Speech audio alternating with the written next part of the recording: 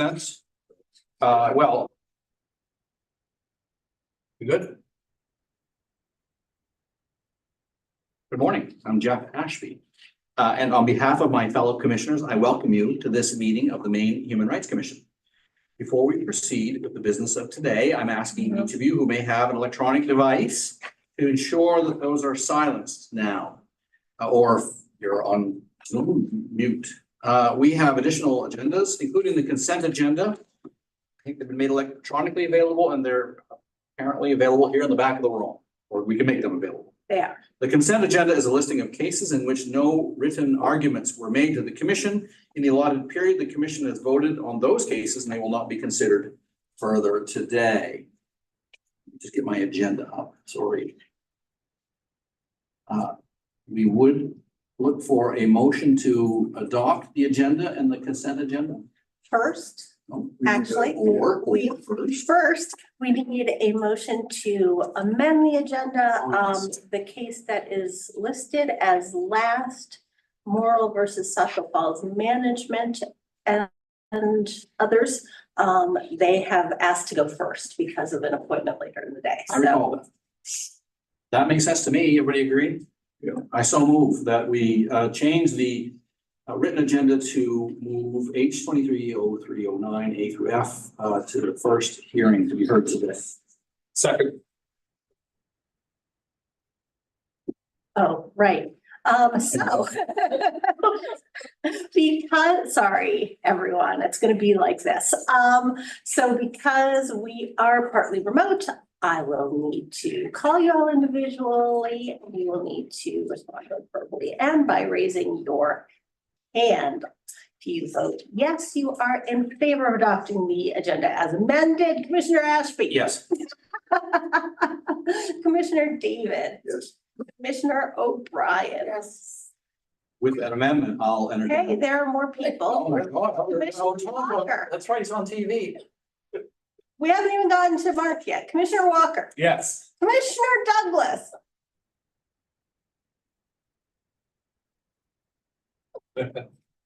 You're muted. Okay, yes, great, fine. Good morning. Thanks. Yeah. All right. Deep breath. All right. With that amendment, I would entertain a motion to adopt the amended agenda. You just did. So moved. Oh, well, we moved. Well, let's do it. Right, we moved that to the first of we moved to amend the agenda. Now I guess we have to Okay. adopt the agenda and the consent agenda. Yes. So moved. Second. Okay. If you vote yes, you're in favor of this one too. Commissioner Ashby. Yes. Commissioner David. Yes. Commissioner O'Brien. Yes. Commissioner Douglas. Just for fun. Yes. Commissioner Walker. Yes. Excellent. We will now entertain a motion to adopt the minutes of our December 2023 commission meeting. So moved. Second. Okay. Any discussion? Seeing none, I finally remembered. Okay, if you vote yes, you're in agreement. Commissioner Ashby. Yes. Commissioner David. Yes. Commissioner O'Brien. Yes. Commissioner Douglas. Yes. Commissioner Walker. Yes. Thank you. Barbara, did you want to present any part of the director's report? I have notes, so sure. Right.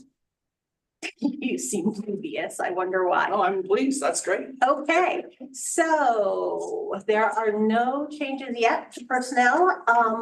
We are interviewing for 3 positions. The interviews got extended because of the storm. We had some people who had no power and therefore couldn't make their interviews. So those were conducted late last week. So we're following up and we will have news. And these are what positions? We have an investigator position, a business manager, and a director of operations. 3 different. Yes. So compliance, you have a memo from Jane that shows that there are 10 cases in active conciliation. And in the past month, we had 1 unsuccessful conciliation and 1 successful conciliation, but we don't have the note yet. We're waiting for signatures. Investigation. Last month we had 26 new charges, 6 administrative dismissals. We had 2 pre-determination settlements with total benefits to complainants of $75,500. Litigation, I would ask you to take after executive session. And I have no notes on new business whatsoever. Okay, any questions? Barbara? Well, then pursuant to our agenda, we need to wait until Yes. 8:45 before we proceed to hear cases.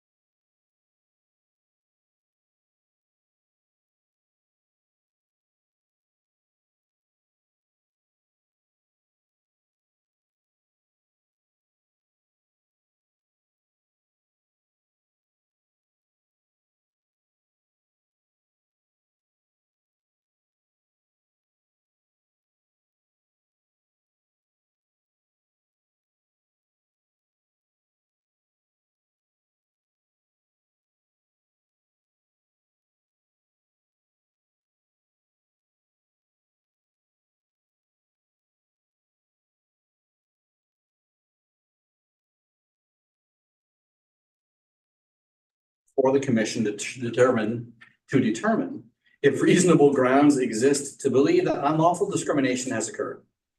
The commissioners have received and then reviewed investigators' reports and any written submissions submitted within the allotted time. No new information or any written materials will be accepted today. Cases will be called in order on the accepted agenda. As I call each case, the party who has submitted a written argument will be called to the podium to provide the most relevant arguments to the case. The time is limited to 10 minutes. Time may be reserved to rebut opposing arguments, but the time limit of 10 minutes may not be exceeded. Procedural rules of the commission specify that your arguments may address only 1, relevant factual errors, 2, relevant omissions from the report of facts submitted during the investigation, or 3, relevant issues and questions concerning interpretation of the law. The commission allows parties who do not disagree with the investigator's report to rebut comments made by the opposite party. Please be advised that the commissioners may ask questions. I'll ask that you introduce yourself as you come to the podium if you're here in person or as you're recognized on Zoom. Our first case today is MHRC case number H23-0309 A, B, C, D, E, and F. That's Joyelle Morrill versus Saco Falls Management et al. I have to confess, I didn't make a note as to whether this is a reasonable grounds case. It is a No reasonable grounds case, and so we will hear then from the complainant or the complainant's representative. Okay. Before that happens, I just want to put on the, I'll be recusing myself from this matter. Thank you. And do we have Ms. Joyelle? Yes, I'm on the phone, commissioners. Thank you. Okay, great. You will have 10 minutes and you can go ahead when you're ready. I appreciate that. Thank you. I'm going to begin. Okay. I am right now rebutting the report that was submitted by Investigator Hurd, and I would like to proceed with my oral argument.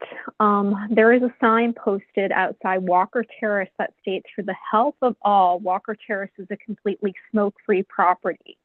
Thank you for your cooperation." In Mr. Hurd's report, he determined that I was a person with a disability pertaining to breathing that was being exacerbated. However, the source of the air pollution was debated within the apartment building and within my apartment itself. Investigator Hurd attributed it to car exhaust or the Canadian wildfires.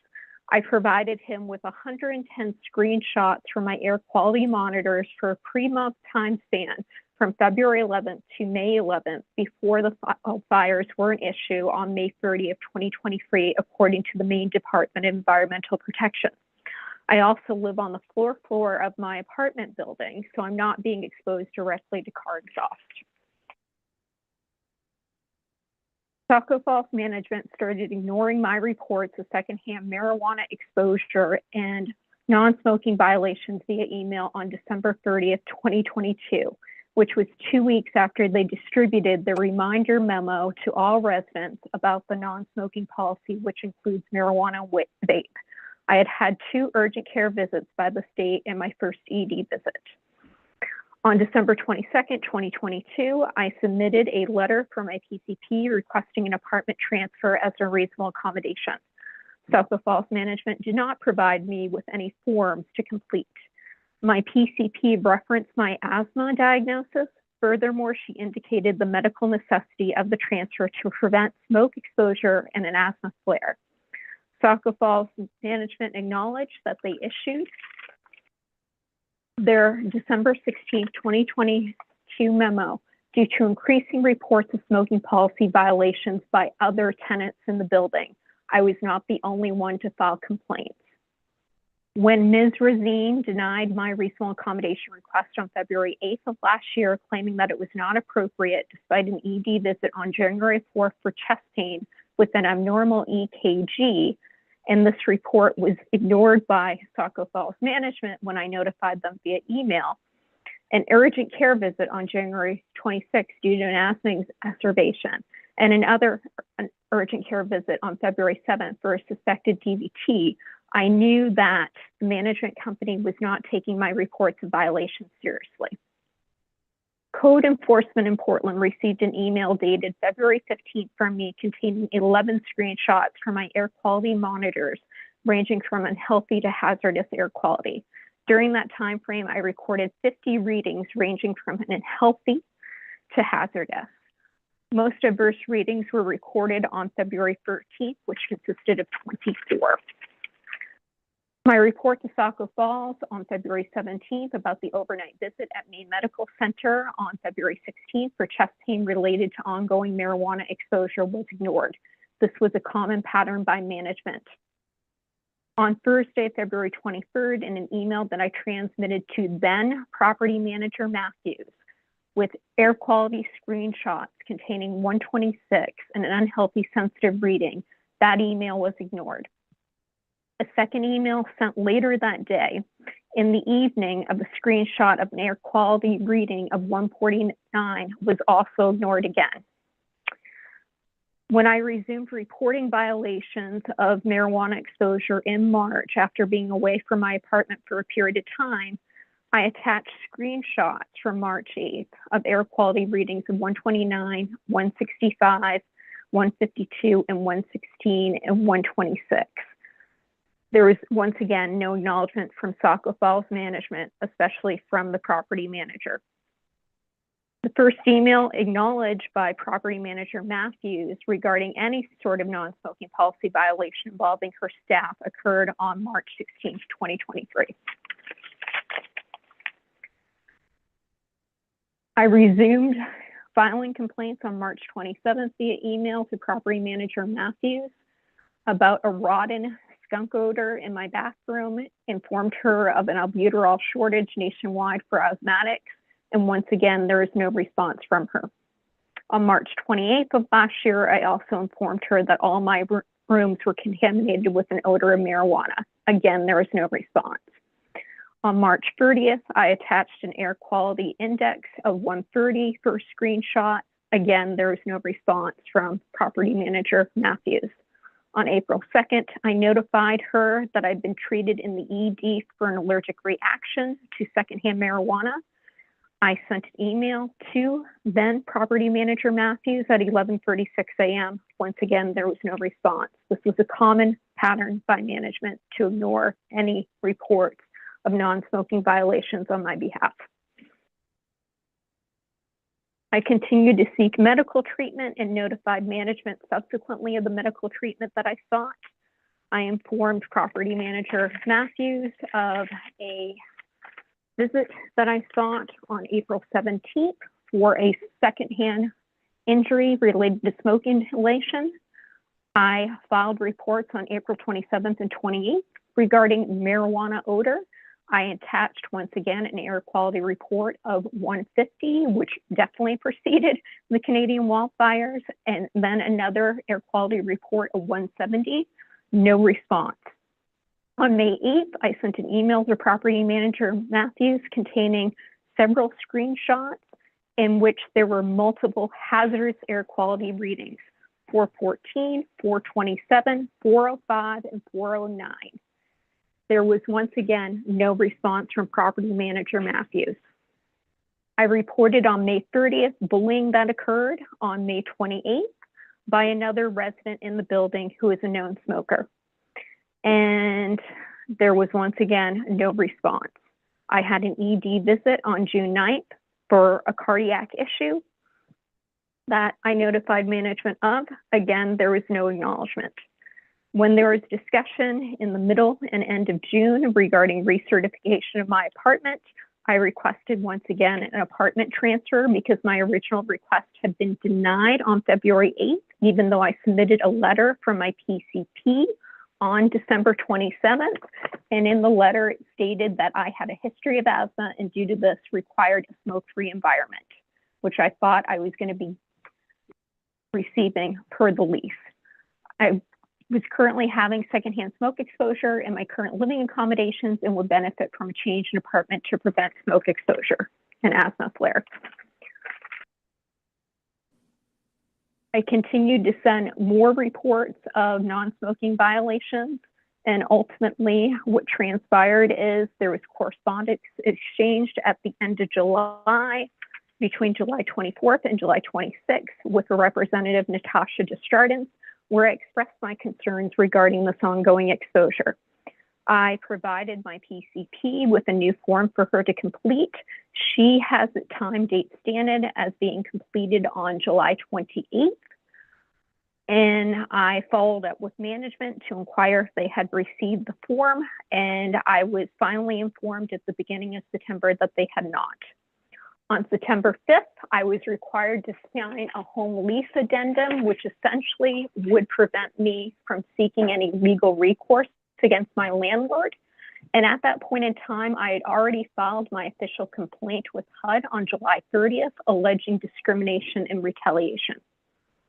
And I perceived that on the basis of this lease addendum, I was required to sign on September 5th that this is unlawful housing discrimination under the Human Rights Act for the state of Maine, specifically under Chapter 4581A, unlawful housing discrimination, Section E, evict or attempt to evict any tenant of any housing accommodation because of the race or color, sex, sexual orientation, physical or mental disability, religion, ancestry, national origin, or family status of the tenant. I was not informed until September 14th that my reasonable accommodation request was granted for an apartment transfer within the building 2 floors down. On the 20th, I went to investigate this particular apartment when I learned the number, and once again, I encountered secondhand marijuana smoke in the hallway. And my concern was being exposed once again in a new apartment, but still in the same building. Unfortunately, on the 25th of September, I was treated once again in Brighton urgent care for an asthma exacerbation. I was supposed to do, in essence, a walkthrough of this apartment that had to be rescheduled for the following week. And I was also being informed by management that if I did accept the apartment transfer and there was a repeat of the same problem, that they could not, in essence, transfer me again. And so I would Ms. have Laurel? to essentially deal with it. Yeah. That's your time. Your 10 minutes are up. Okay. Thank you. I appreciate it, Hang on, Commissioner. don't mute yourself yet. Commissioners, any questions for Ms. Morrow?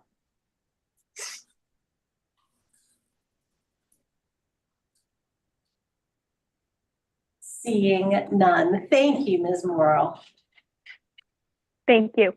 Attorney Burge, we will now hear from you. You have 10 minutes.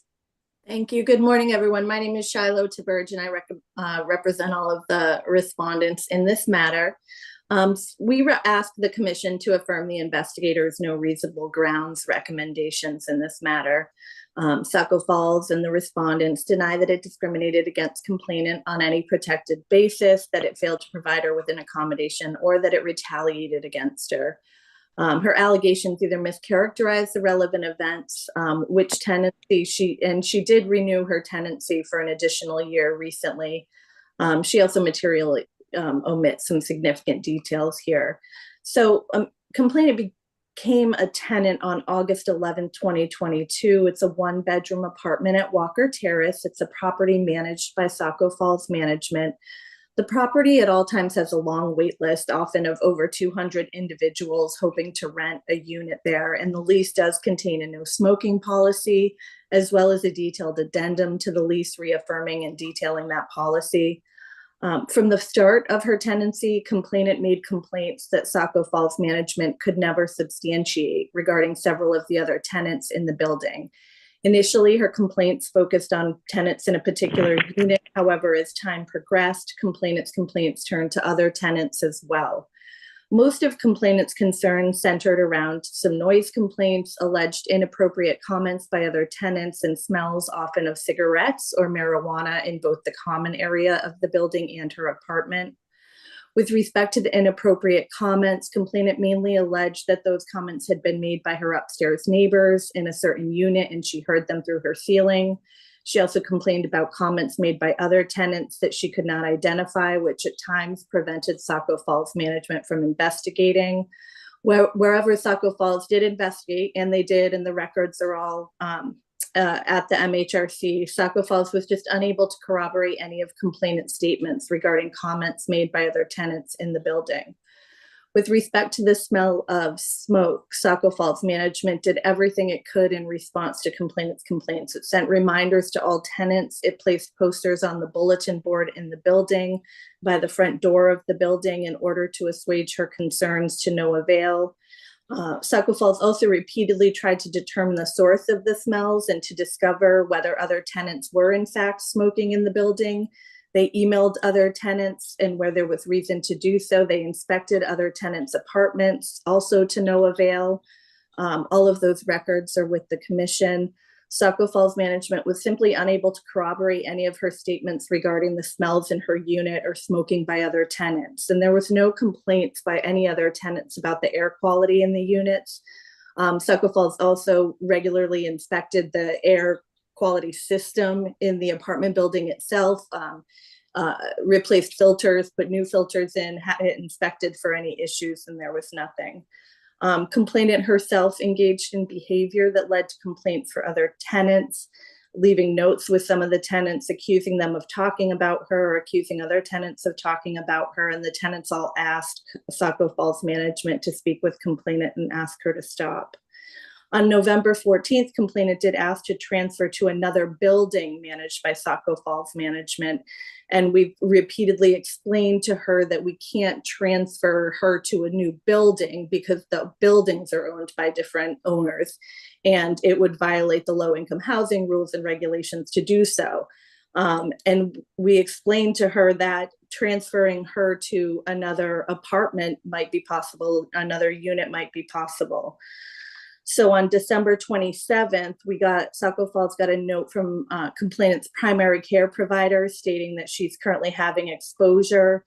However, at that time, complainant never completed the reasonable accommodation forms that were in fact provided to her, and we have documentation that shows that. And we provided her with those. She never filled those out, and explained to her that because it's an apartment building, to transfer her to a different unit, we would be unable to say that it would be completely smoke-free, because we can't, we can do the best we can. Saco Falls can do the best they can in terms of making sure that they are monitoring any potential lease violations, et cetera, but they can't control their tenants if they're choosing to smoke in their unit. So we would never be able to say it would be a smoke-free apartment. We eventually, after much back and forth, did get the forms from complainant, from her doctor, asking for, and I quote, "it was a smoke-free environment." And we again explained that that wasn't possible, but given her repeated requests, we did say, okay, we will transfer you to another unit. Complainant rescheduled the showing for that new unit, and then said that she did not think that transferring to a new unit would be an accommodation she required. On August 24th, complainant's talking about the addendum to the lease as being retaliatory or keeping her from suing Saco Falls, essentially. I think what she's referring to is when she renewed her one-year lease, and she did that in August of 23, she signed a home lease addendum. The home lease addendum, if you review that, it's required by federal law. It's designed and written to protect tenants. It's not designed or written in any way to prevent the tenant from filing legal action or anything like that against the property management company. So that's no way retaliatory. And that's it. Ultimately, on October 2nd, 2023, complainant told SFM that she decided transferring to another unit is not an ideal option for her health and safety. Saco Falls did repeatedly say if she wanted to break her lease early, she could do that with 30 days written notice, and they would allow her to do that if she felt that another building would be more appropriate. But in order to get to another building, she simply would have to apply to that building. And complainant does not appear to have done any of that. So that's it. That's what I have. Thank you. Happy to answer any questions. To say, any commissioner questions? Yes, Commissioner David. Attorney DeBerge, can you summarize for me the number of on-site inspections that were made? I mean, I know that the property manager at the time walked the halls regularly, went into the unit at least once, and the tenants in the unit said they could come back every time, but I can't tell you specifically. They didn't keep a record of how many times they actually entered the unit itself that she was complaining about at the time. Okay, But so that was another question, that you're saying that they entered the specific unit that she was pointing a finger at. That's right. They did. They examined that unit and found no evidence of smoke in the tenants. There's communications that are in the record where the tenant said, come, you know, and you're welcome to come back anytime. There was no issue with that. So Did they ever report any odor when they were walking the halls or in the building? no. Thank you. No, and what I will say though too is Saco Falls obviously has to be careful. They can't just enter units regularly without notice or anything like that. So they have to make sure too to follow that protocol. But they can enter their building. Sure. Oh, absolutely. The building itself, just not the units without notice. Right. Any other commissioner questions? Seeing none, we'll now hear from the investigator, Colin Hurd. Colin. Good morning, commissioners. My name is Colin Hurd. As you know, I was the investigator for this case. Nothing really to add to the report. But it was clear that something was causing the air quality in complainant's apartment to be poor, based on the screenshots that she had sent me. It wasn't clear to me what the cause was, number one. I think that Saco Falls management and all the other parties mentioned did all that they could reasonably be expected to do in this case. They investigated the complainant's allegations. The property manager walked the halls. As respondent's attorney just said, that they did speak to the neighbors. They did do at least one inspection of the apartment. I think they may have gone in there twice, if I remember correctly. And then the neighbors did tell them, according to the record, that they could come back and inspect anytime. They said they don't smoke, etc. And they also, what I thought was pretty telling was that Saco Falls management also inspected and repaired its ventilation system, thinking that that may have been part of the problem. Ultimately, they could not confirm that any marijuana smoke was coming from the neighbor's apartment, and they couldn't take action without such confirmation. So ultimately, I didn't think that the complainant's accommodation requests reached the reasonability standard. So that was the determination I made. And I'm open to any questions you may have. Questions for Colin? Commissioner David. Colin, how many units are in the building? Oh, I don't remember off the top of my head. Let me see if, you know what? I don't actually know. I know it's several floors. Perhaps the respondent attorney can answer that question. I actually don't have that information at hand. The next question was, were there any complaints from any other tenants? Not that was brought up to me. And I'm sure she that says she's on the third floor, so there's at least 3 of them. She said she was on the Fourth floor. Fourth floor, yeah. I don't see where the number of units are in the report, but that's okay. But no other complaints are in the record of any other tenants. Not in the record, no. This is, I'm looking it up now. It's a large building. Let me just look. 21 bedroom and 22 bedroom apartment. So 40 units overall. In that one building? Yes. Oh, wow. Thank you. Yep.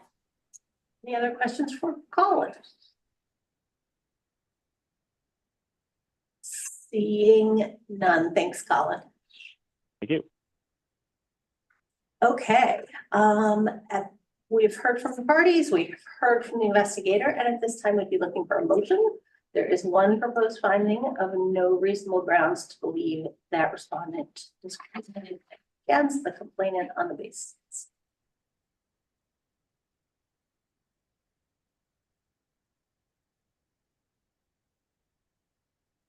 David. I'll move that we find that there are no reasonable grounds to believe that the respondent unlawfully discriminated, and the matter should be dismissed. Second. Okay, so the motion is to find no reasonable grounds. Any discussion?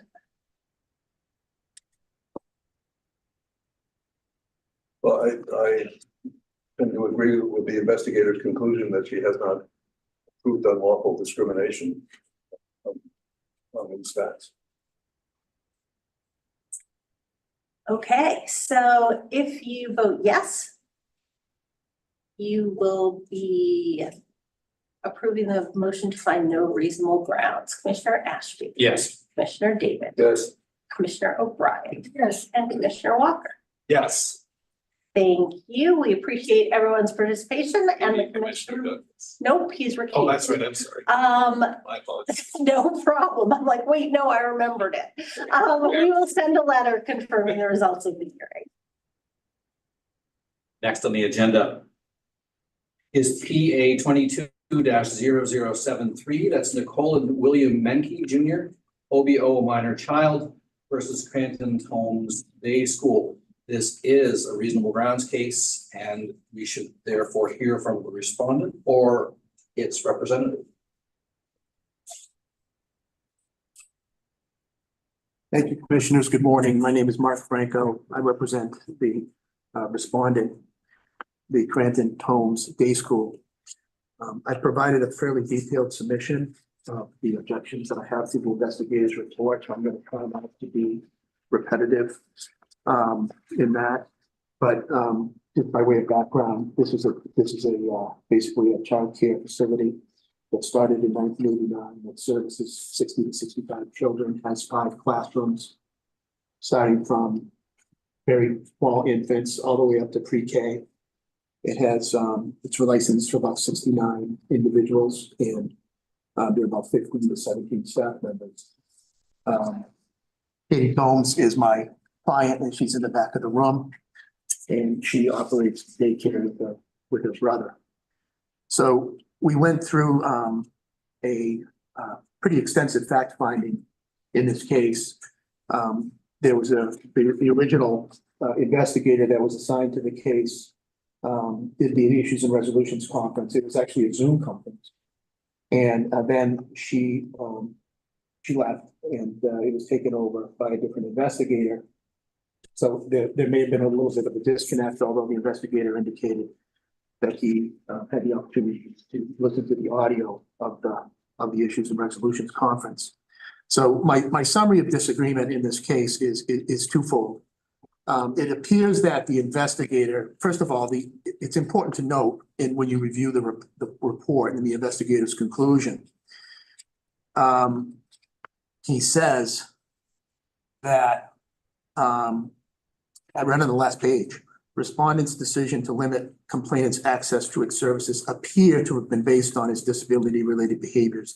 School also appeared to have made a decision that complainant could never return full-time, even with a full-time aide provided by parents. If you look at the context of the case, you look at the chronology of the case, you look at the text messages, you will see that at all times, the respondent, as well as Child Development Services representatives, worked with the complainant to accommodate her child's situation. At the outset, I should note that, although we're conceding for purposes of this case that he had some behavioral issues, at no time did respondent ever receive any medical information concerning this individual. There was never a diagnosis provided. There was no details provided as to what his developmental issues were. They accepted him for what he was, and they dealt with his situation on a day-to-day basis. I'm not going to go into a lot of the details about his behavior, but it's pretty much established that he was a disruptive. It's not his fault. I mean, he's an infant, right? But he was disruptive. He was having some problems, and he wasn't eating, and he wasn't sleeping, and he was striking other infants and the like. So it became a problem.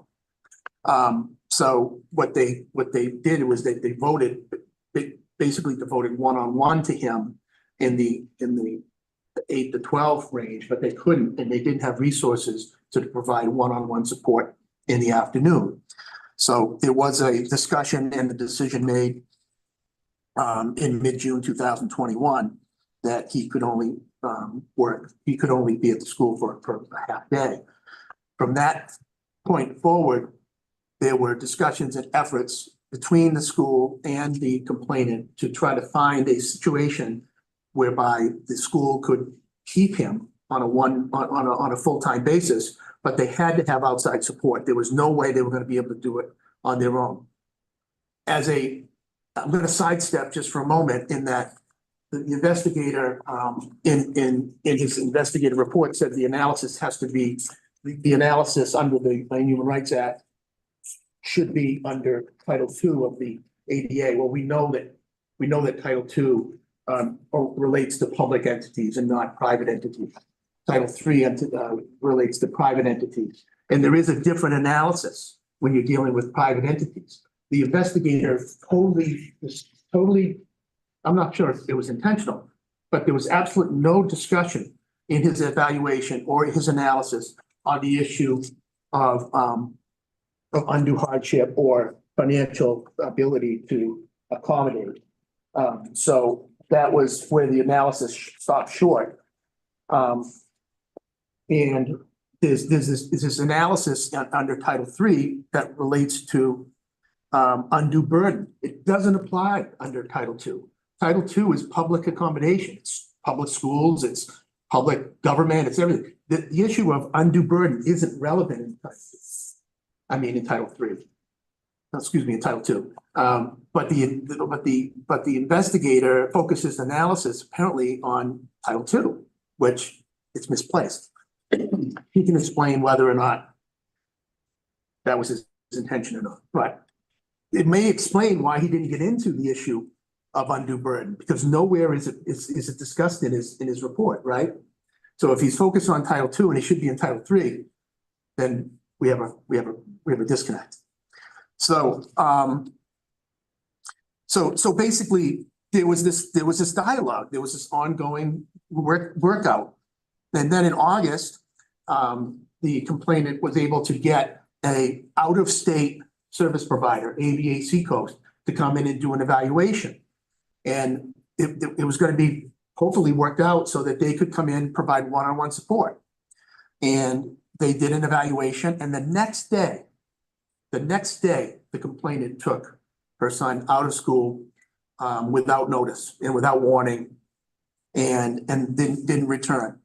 It's very, very important from our perspective that you see the fact that the complainant made statements under oath in her initial statement of claim that say that Katie Tomes, the owner, in paragraph 27 of the complaint states under penalty of perjury, nevertheless, on August 18th, 2021, Kathleen Tomes, the owner of Cranton Tomes, dismissed Landon from the school.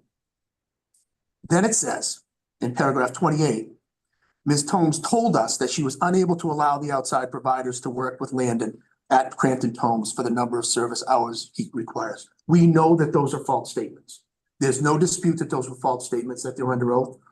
In her issues and resolutions conference, she admitted that Katie Tomes did not dismiss her son from the school. And by the way, there is no testimony anywhere that Ms. Tomes said that she was unable to allow outside providers to work with the child at Cranton Tomes. These are important points. We were trying to work, Katie Tomes and her staff were trying to work with the complainant, and she pulled the plug. She had a fit of anger, and she didn't allow us to continue the process. And yet she's saying that there was a constructive, it's not an employment case, it's not a constructive discharge. What is it? Now we have a new term in Title III, constructive withdrawal.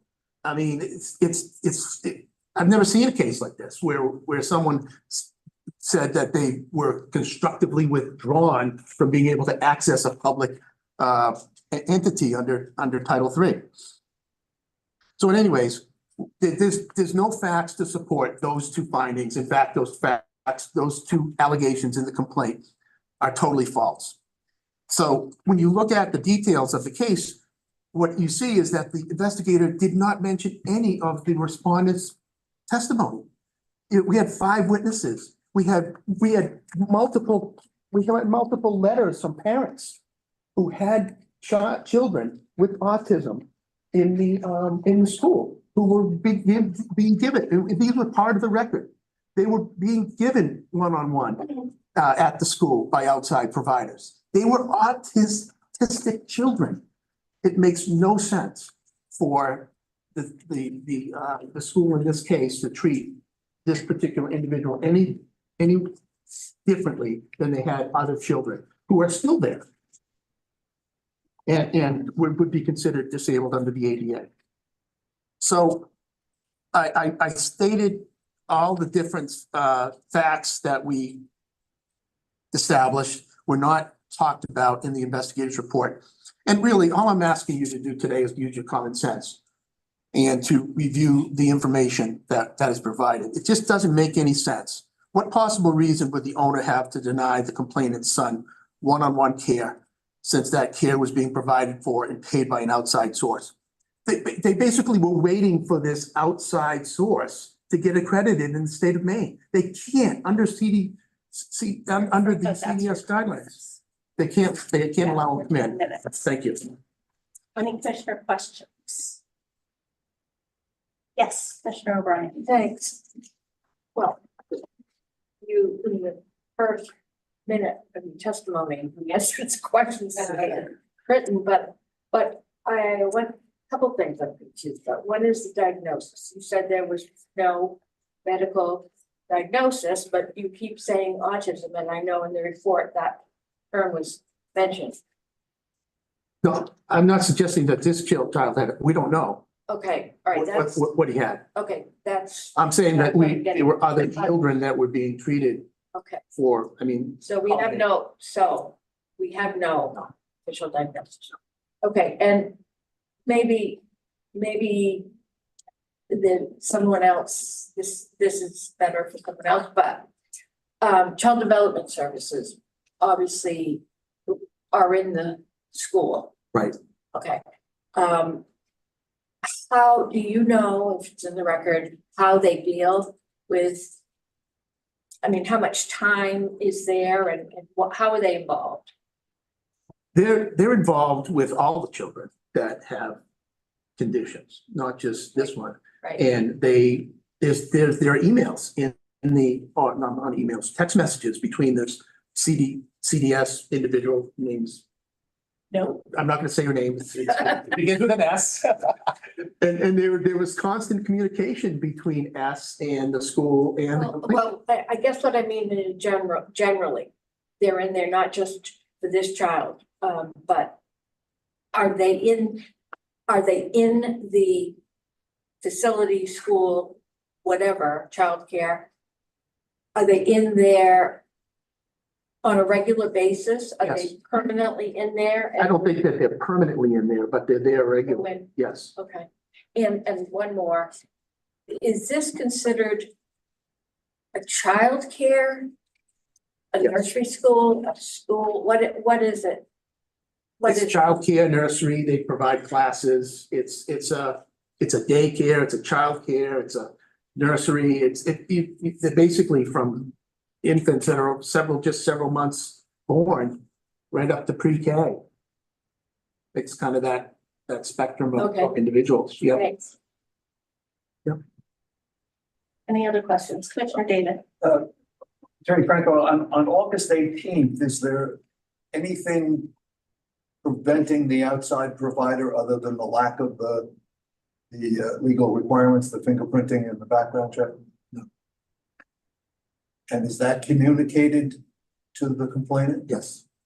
There's text messages that talk about, we need to get them fingerprinted, they're not approved by the state. There are other entities that are doing one-on-one at the school that are approved by the state, it's easy peasy, but this one was an unknown provider. They had to follow this. And I'm asking you Right. that because I thought I saw that there. Right, that the only thing on August 18th is the lack of the fingerprinting, and that that's communicated to them. Yes, it is. And the start date, there was no details about when they were gonna be able to come in. She wanted them to come in on September 7th, but she was starting a full-time job by September 7th. But there was no communication as to when they were actually gonna start. Right. Right. And she says that on August 18th, I've got to get it done because I'm starting a new Right. job. Exactly. Seems to me a significant fact. We agree. Well, if I may, maybe we can put a finer point on it. The texts you're referring to on August 18th are from the director. That's correct? true. Not the owner. That's true. And the director, if I'm going to paraphrase, says, in response to the question, look, will we be able to ever do a full day, 8 hours if we have our own one-on-one? Response was, I'll check with the owner. Isn't that the response of the director? That- Not yes, but I'll check with the owner. That's what it says. There was reference to the fingerprinting, fingerprinting's got to get done, but I'll check with the owner if we can do that deed. Yep. And then, as I understand it, the complainant claims and said to the investigator, that I spoke with the owner on the phone. The owner said, no way, never going to happen. Right. All right, so it's really a factual, this comes down to that factual, can we put our finger on what the factual dispute is in this case? I'm not sure. Well, first of all, I'm not sure. The complainant says that in her complaint, but never testified to it at the Issues and Resolutions Conference. And there are no text messages that support those statements at all. So it could be a finer point. It could be a finer point. If the owner had said, we're not letting you back in, you might have come by and pick up your son. Right? You need to take him. We just did an evaluation yesterday, but I don't care what the result is. I don't care if they're able to start tomorrow. Pick up your son today. We lose. Yes, and it's not, the allegation isn't that anyone said pick up your son today. The allegation is, and I know you dispute it, but the allegation is we won't accommodate the extra half a day. We won't accommodate a full day. And that really is kind of a constructive certainly a denial of reasonable accommodation if it occurred, correct? If it occurred. Right. So it really does come down to whether or not we believe our investigator. No, but the investigator, we're not, in all due respect to him, it's not even clear where he got that.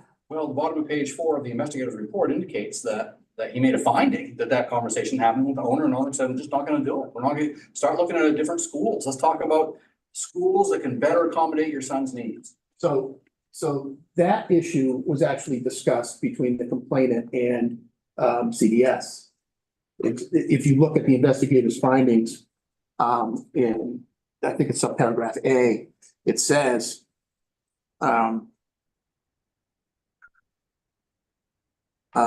mother at the middle of paragraph A, paragraph page 6, I'm sorry.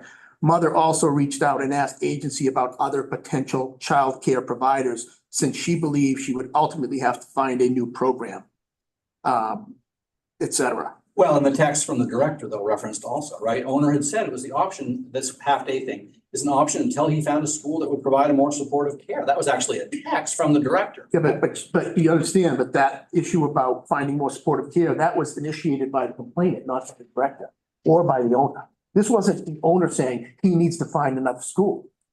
Please don't misunderstand that that's not the context in which that was discussed. So is there evidence in the record that the respondent would rely on to explain why mom did take the child out of the school? We don't. If your position is, and the owner's position is that I said, yeah, get the one-on-one in as soon as the fingerprint, we're all set. Can you think of a reason why mom then that day said, I'm taking the kid out? She had a tantrum. I don't know. She got angry. People get angry. She got mad. She was upset. I don't know. I wasn't there. The one thing that mom's been fighting for, though, and maybe I'm just being argumentative, but it's the one thing mom's been fighting for months and months and months. Not really. She gets it that day. And you say that's the day she pulled the kid out of school. Not really months and months and months. It was like mid-June when he started going half day. He'd been there, the child had been there for a long time. And they were working with him. They were doing their best. They didn't have to provide one-on-one care for that half day, but they were. There were 9 other children in the classroom that were being dealt with by one staff member, and he basically had one-on-one with the other. They'd already been doing that. They couldn't continue to do it. So that's why they were working together to try to figure out a solution, which meant if they could bring in one-on-one, which the school does in many other instances, the school's getting paid. What possible reason would they say you can't have a one-on-one? It makes no common sense. And please, look at the complainant's statements, which she admitted were false in her complaint. You can't ignore statements under penalty of perjury. We can't. What were those again? Right at the outset of the, I don't have the complaint in front of me, but in my response, she makes two statements. One being that Katie Tomes actually dismissed her son from the school, basically said you can't come back. And the other one saying that she was unable to allow the outside providers to work with Landon at Cranton Homes for the number of service hours he requires. There's no, other than, first of all, the first statement she reneged during the issues and resolution conference. I didn't mean to say that she told me to take my son out of school. She never said that. That's why the investigator has the footnote say it's constructive. I don't know, discharge, withdrawal, whatever, I don't know. So we were operating until the issues and resolutions conference, we were operating under the assumption that she had some kind of statement. The question was what the statements were, and I Right. think you've answered that. Right. Any further commissioner questions? Oh, hi, Tom. Uh-oh. Okay. You're muted. Yeah, good morning, Attorney Franco. Morning. You had said something in your presentation about a Title III versus a Title II analysis, and you referenced the fact that there was no analysis of an undue burden Right. on behalf of your client. And I guess I'm just wondering if there was such an analysis, how do you feel that would have helped your position? So since we had the specialist that was going to come on and assist this child. Well, I would like to first intervene on the legal issue. The question of undue burden comes up in reasonable accommodation Right. cases, which this is not. So that is why that issue was not mentioned in this report. If you'd still like an answer to your question, I'll set Mark free now. Yeah, I'd like an answer. I Thanks. think this is a reasonable accommodation case. What else is it? I mean, you know, she's saying that we weren't able to accommodate her disabled son by providing him with more care or wouldn't allow him to stay there for the entire day, or wouldn't allow, another reasonable accommodation is to allow an outside provider to come in and provide one-on-one care. That's a reasonable accommodation. So, I mean, even though the word reasonable accommodation may have not been pled, that doesn't mean it's not a reasonable accommodation case. And, you know, Mr. Beauchene can explain why he didn't think it was or whatever, that's fine. But the undue burden issue is simple. They could not provide one-on-one care for a full day for one individual when there are 65 other children that need to be dealt with in 5 classrooms. Okay, thank you. Thank you. Any further questions from commissioners? Seeing none, now hear from the complainant. Thank you.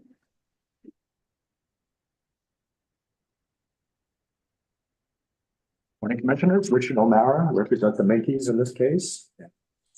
I want to start with the most important thing that Mr. Franco said, which is you have to use your common sense in this case. And that's exactly right.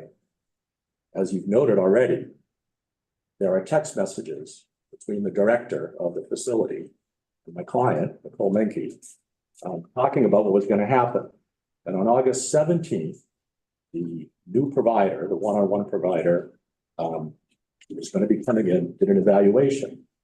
The day after, the very morning after August 18th, when everything went down, there was a text from the director of the facility, not the owner, but the director, And she complains about the fact that the evaluation visit was a lot. That's because CDS was there that day too, doing its services for the child. And the text says it was a bit overwhelming for the class as a whole, hoping that doesn't happen again. So there were already issues with having, people in the space where the kids were. And then you pick up the discussion of what's going to happen next when you have all those texts. And the text says that obviously there needs to be fingerprinting and background checks. Nobody denies that. And that was supposed to happen before September 7th, which was the date of the start date. You have texts from the outside provider saying they would start September 7th. Those are in the record.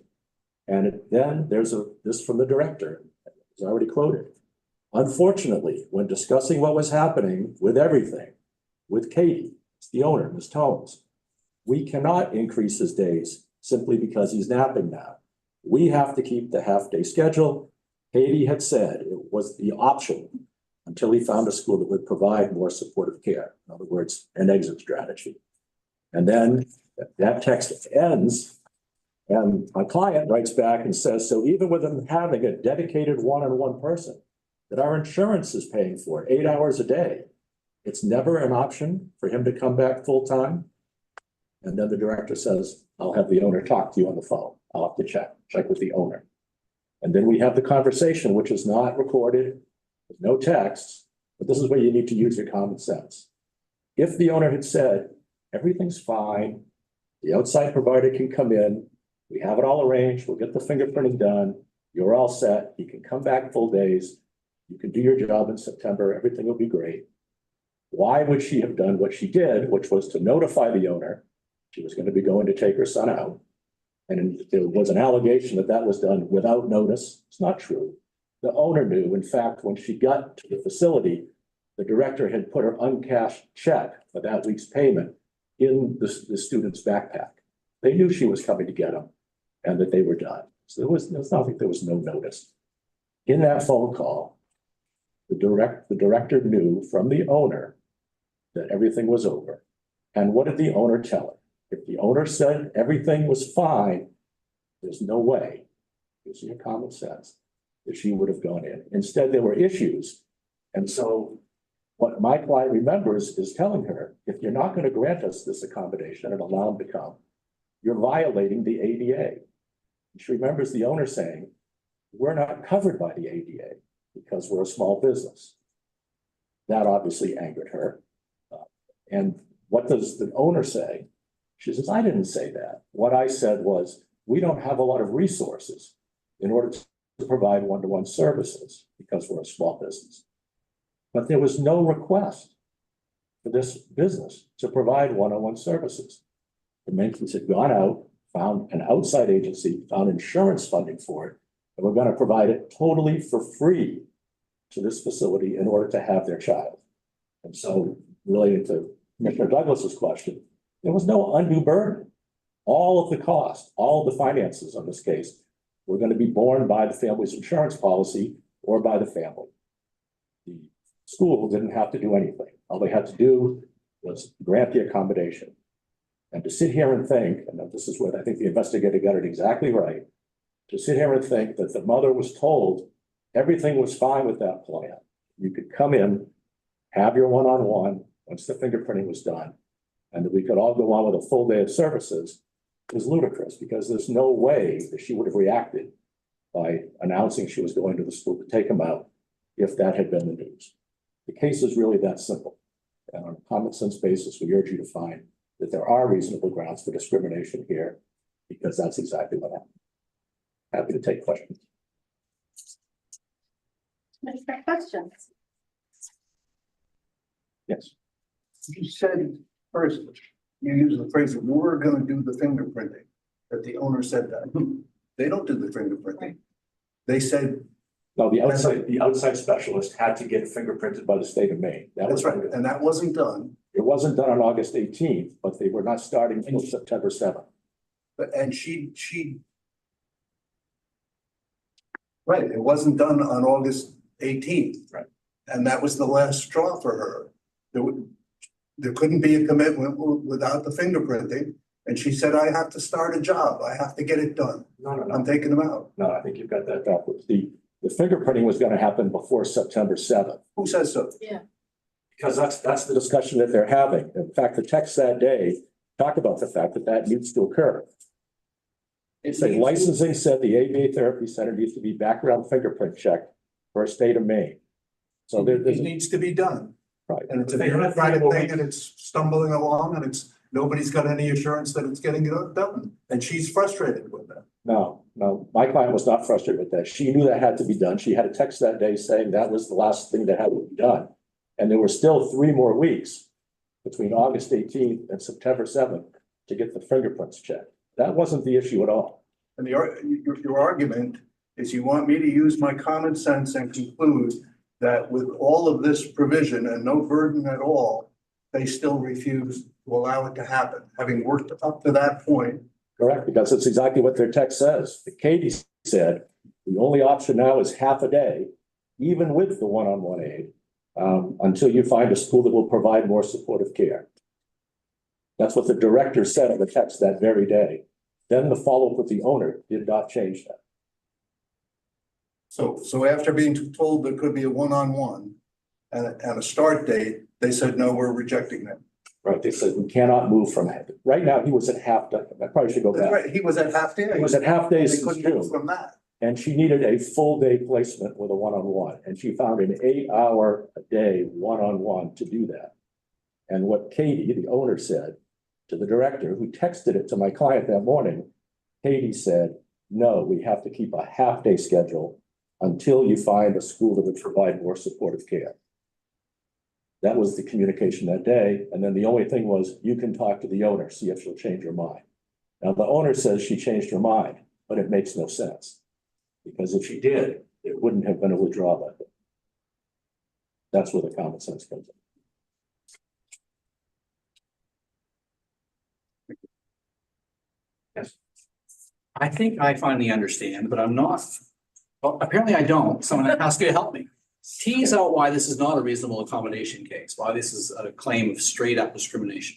Well, I think it's both, because the discrimination comes from the failure to accommodate, right? I mean, the request was to have a one-on-one, 8 hours a day in the school to accommodate the child. And then the response was, you can only do that if it's half a day, right? So in a sense, that's a failure to accommodate.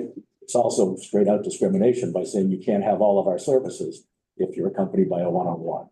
So I think we're splitting hairs. However you look at it, it is a violation of the Human Rights Act and the AD.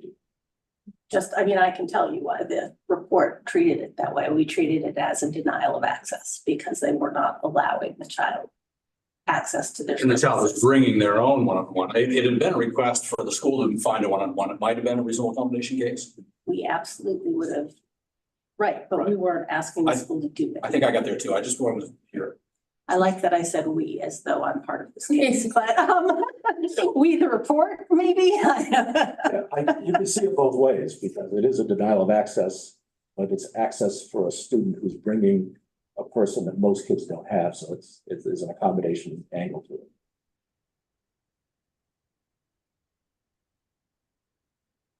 Other questions? All set? Thank you. Okay. Heard from the parties, we will now hear from the investigator. Bob. There we go. Good morning, commissioners. As the parties had stated, I was brought into this case after the IRC had been done by a prior investigator. I did have a full audio recording of everything that went on, as well as access to the prior investigator's notes, obviously, in the entire file. My perspective on this case was that nearly all of the actions respondent school took up until that final telephone call that the mother had with the owner appeared to have been reasonably based upon the circumstances. The child was reduced to half days because there appears to be no dispute that there were behavioral issues in the classroom that were simply taking up too much of the other teacher's time, and there wasn't enough time for the other children in the room. So reducing the child to half days appeared to be fully warranted at that time. The question becomes near the end of the of his attendance this issue about bringing in full-time support. As the record reflects, an individual was initially brought in to provide, I believe it was 60 hours per week, coming in on certain days to assist the complainant in behavioral aspects. At the end, once the child was reduced to half days, the parents on their own located an agency that was willing to provide full 8-hour one-to-one services while the child was in school, which would appear to address all of respondents' concerns about him taking away from other students' times. So it's really a question of what occurred during those last weeks of his attendance at the school. As the record reflects, once we were waiting only on the fingerprinting and background check, there was a discussion that the mother had with the director about once, assuming that the one-to-one did begin at some time, whether or not that would change the half-day to full-day situation. The texts speak for themselves and reflect that at least at that point in time, director represented that the child would not be able to return to full-time, even with this full-time support person present. The texts reflect that the mothers pushed back as to whether or not that was the case. And at that point, the director indicated essentially that she was going to check with the owner and clarify what their position was. So at least at that point in time, respondent had not rejected the possibility outright. The question of this case for me really came down to that final disputed telephone conversation between the mother and the owner. Again, as the primary difference is being that the mother had represented that when they discussed the possibility of returning full-time with the full one-to-one care, that even under those circumstances, the owner made a comment allegedly that they were not bound by the ADA because they were a private versus a public school and didn't have the finances that a public school might have to provide increased level of support. For me, that version of the conversation made absolutely no sense logically. At that point in time, there were discussions earlier on in the parent and school relationship where there were questions when mother asked about having additional support services, and the school simply indicated they weren't in a position to provide someone and pay for someone full time. However, at the time the mother and the owner had that final conversation, funding would never have come up. Both parties agreed that at that point in time, the school was being asked to provide not a single dollar towards the support services for this child. So the owner's version that the ADA came up in the context of their ability to fund simply doesn't make sense because funding was no longer an issue. Complainant, in fact, argued that the conversation around the ADA was simply that we're a private school and we're not bound by all the regulations that a public school might have. So as between the two versions, the owner's version just doesn't make sense that the context of the private versus public was about funding because funding simply was no longer an issue.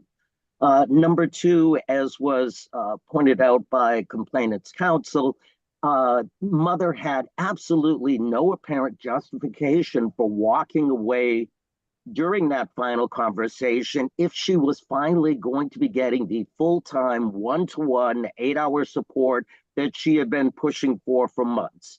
Again, for her at that point, waiting on a fingerprint and background check was really the last step of the process. She didn't resist that type of check occurring. It was simply a question of getting it scheduled and getting it done, and then setting up a date for the actual services to begin.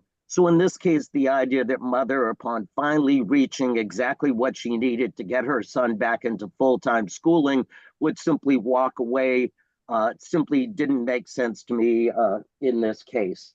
And again, I think it's also just important to note, as I noted earlier, that at least on the conversation with director by text, at that point in the time, the school was apparently at least considering rejecting the full-time service, even assuming that the criminal background check occurred.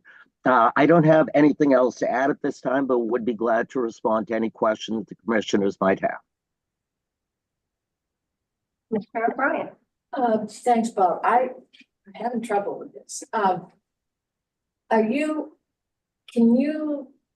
It appears from from reading the file that there were issues between the school and the parents often, so that it didn't appear to be that it was a real friendly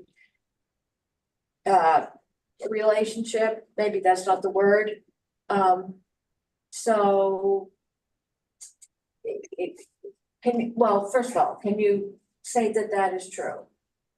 Well, I don't know whether it was really that contentious. There was certainly some difference of opinion with respect to how to best address child's misbehavior in class. There were discussions about possible restraint, which was rejected by the school. There were discussions about other audio aids and other types of things to try and distract the child during periods of misbehavior, things along those lines. And mother and the teacher had a steady dialogue about how to best address these behavioral issues.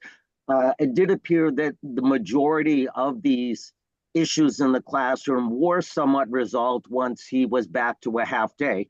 It appeared by the record that the primary areas of misbehavior were in or around lunchtime and nap time, and things that would only have occurred on a full day setting. So there was some back and forth between the mother and the teacher about how to address those particular issues. But again, once it went to half day, the behavioral issues largely subsided, which again was one of the reasons why presumably respondent wanted to stick with that, because it was working even once the discussion of full-time support was a possibility. Okay, and I asked that question because I'm grappling with the issue of, was it a tantrum?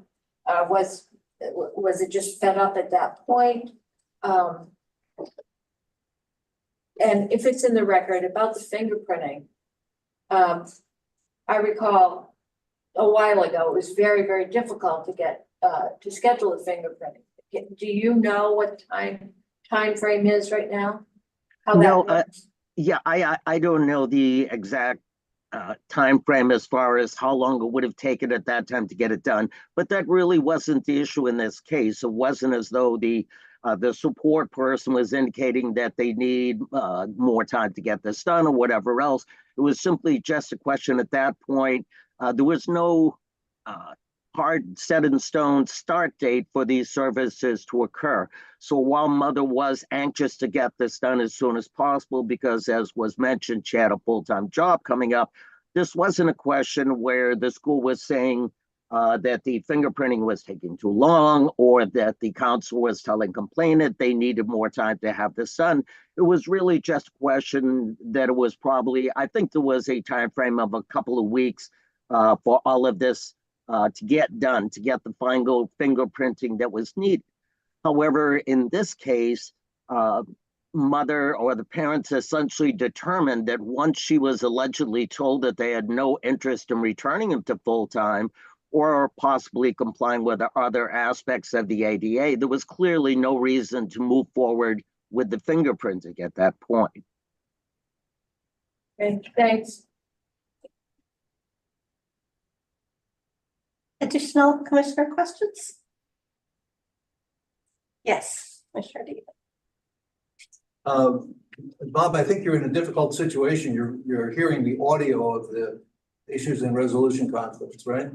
Right. Did both owner and director testify at that conference? They did. And as I say, the audio basically reflects what is found in the report, where complainant had alleged that she was told the ADA didn't apply because they were a private school, and that returning to full days wasn't a possibility. The owners gave the same version of her story there as was in the submissions, that the subject of the private versus public school was in the context of the level of funding available, and owner denied that she ever told complainant that we will never return to full days no matter what. So it was really just a question of trying to figure out which one of those versions was more in line with the facts at that time and which one was found to be less credible because they were inconsistent. And let me address the other elephant in the room as well, that as noted in the report, complainant was less than an articulate in describing how the child separated from the school. It appears to me, based upon the record, that lost my train of thought. Sorry. That it was really just a question again, that if you believe the mother's version, once she was told that we will not be returning him to full days no matter what, and we have no obligation to comply with the ADA, that she clearly pulled her child from the school at that point. And clearly it was inarticulate to claim that the child was dismissed. What in fact happened was the mother was allegedly told that there were going to be future circumstances that were going to make it impossible to comply with the full-time support even once that individual was cleared. And if mother truly believed, yeah, go ahead. Who said that? It was, again, mother's version of the conversation was we don't have to comply with the ADA because we're private, and that we aren't going to be returning to full days even with full-time 8-hour support. And that was when mother decided to pull the child from the school. Again, the owner's version, as I had mentioned, was simply that no, the private public was a discussion about available funding, and that we never told mother we didn't have to comply with the ADA or that we would prohibit the full-time support from coming in. So it was really just a question. Those are the only two individuals that know what was actually discussed. Based upon the versions I was provided, I simply found mother's version more credible than owner's. And directors. Well, again, I don't think director was not there during that final conversation. The extent of her input and involvement in this case was that final texting between her and mother about finalizing the fingerprints and about whether or not the full-time support would allow the child to return full-time. The director was not involved in that final meeting and would have no way of knowing what owner said to mother. I'm asking you about the issues and resolution conference. Yes. Again, the specific question was what, sir? Both the owner and the director testify, and you find them both incredible. No, I don't think I said that. Again, well, you said you found the owner incredible, and I said, and the director, and then you went on about the ADA. I'm asking you about the resolution conference. Well, as I say, the director's version of what occurred is all laid out in the text, so it's really not a question of credibility for her. I think, again, director's last involvement based upon the text was after mother said, so we can never return full time. Essentially, the director said, let me speak with owner and we'll get some clarification on that. And that was when mother and owner had their direct phone call. So the director would have no way of knowing what was discussed during that final telephone conversation that led to the separation. Mr. Franco says, Attorney Franco says that there were, I think, more than one other students, a number of other students that had outside help. Is that correct? Do you agree with that? Yes, I received affidavits to that effect. I certainly have no reason to doubt that. However, I think it's important to note that the extent of support needed in this particular case appears to be well beyond anything that the school had accommodated in the past. You made that analysis, Bob? Yes, I believe. Again, I have the report in front of me, but that was essentially the school had never had somebody there for a full 8-hour day standing by the side of the student type of support before. They did claim that they had provided the other services that the student had received earlier that year, the 60 hours a week or whatever the 6 hours a week it may have been. They've had people come in to assist with behavioral issues and support issues at the school. So they'd clearly accommodated others in the past. but that is not the same as having somebody sitting by the student for the full 8-hour day, which is what would have been required in this case. You said it was just a matter of setting up the fingerprinting. There's nothing in this record about who does the fingerprinting or what the schedule is. There's only the statement that she's told on the 18th, no, the fingerprinting is a legal requirement and that hasn't been provided to us. Yep, Isn't and that that, fair statement? I think that's entirely accurate, that there were discussions, and again, as to when this fingerprinting needed to occur. But again, there's no indication that the school balked at providing the full-time supports or allowing the full-time support services because somebody was reluctant to get the background check done. Well, complainant was actually anxious to get it done, as were the individuals that were going to be providing support services. So it wasn't a question where you're dragging your feet getting this criminal check done. So we're rethinking our position. It was just a question of, we'll get this done, we'll set up a start date, and the services will begin. And that was when this final conversation with the owner and complainant took place, was waiting for the final check to be done and for a hard start date to be set. Who will get this done? The outside service apparently, and just to provide some type of context, the support agency involved here was out of New Hampshire. So there was a little bit different procedure going on for the criminal check than might have occurred for individuals that were made residents. So it did apparently take a couple of weeks longer than what they were hoping for, but in no way was the fingerprint issue the reason for either side's final position in this case. I think both sides assumed that would be done as a matter of course in the very near future, assuming that all of the other elements would have been worked out. Thank you. Any additional commissioner questions for Bob? Seeing none. Thanks, Bob. Okay, so we've heard from the parties, we've heard from the investigator. At this time, we'd be looking for a motion. Yes, Commissioner Ashby. I'll move that there are reasonable grounds to believe that respondent discriminated against complainant on the basis of disability, and conciliation should be attempted in accordance with the act. I'll second. Any discussion? Yeah, I mean, I guess I would just say that I agree with the investigator. Seems that there's a factual dispute surrounding that last call and what went on. The standard is an even chance. And I think that, I think a fact finder at trial could find that, the owner and the director are telling the truth. And I think they could find that the complainant is telling the truth. So I think reasonable grounds is appropriate here. I totally agree with that analysis. There's each attorney has asked us to use our common sense, and before the facts that are before us aren't conclusive, there is a question, and I agree, it's a 50-50 call. And in that case, I think you should probably find reasonable cause. My common sense is telling me that that's not the issue, that she reached the end of her rope in frustration in terms of not getting all the requirements done, and said, I've got to get this done by the time of my employment, and I'm going to try to look elsewhere. They have other students that are given these accommodations. They're doing everything they can to, it's not costing them anything. My common sense says there was no reason for them to say they would not allow it. Additional discussion.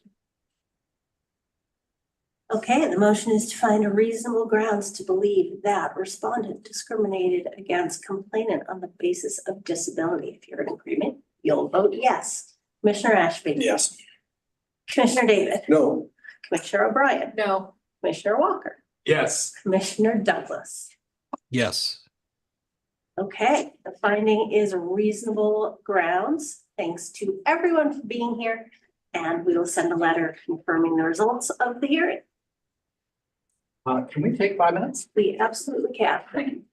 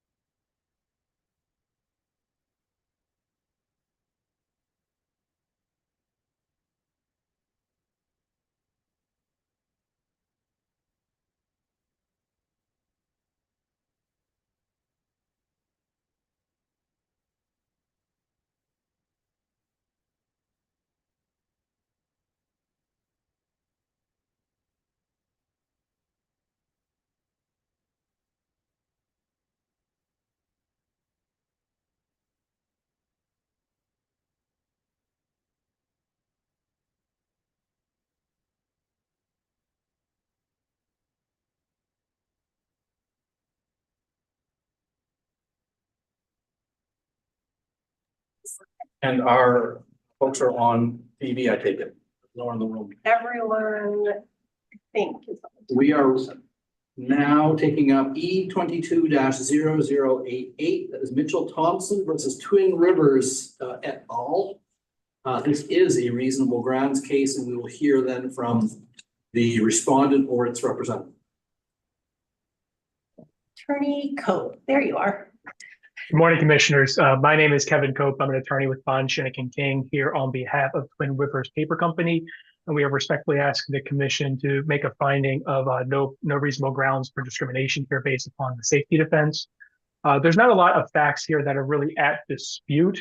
And just for some background on this matter, this stems back to October 25th of 2021, when the complainant was extended a conditional offer of employment for a production spare or general laborer for Twin Rivers Paper Company in their paper manufacturing company. And as a production spare or general laborer, production spares are required to fill in for various positions, including some positions such as bond general or winder helper, where seeing is listed as an essential function of both of those positions.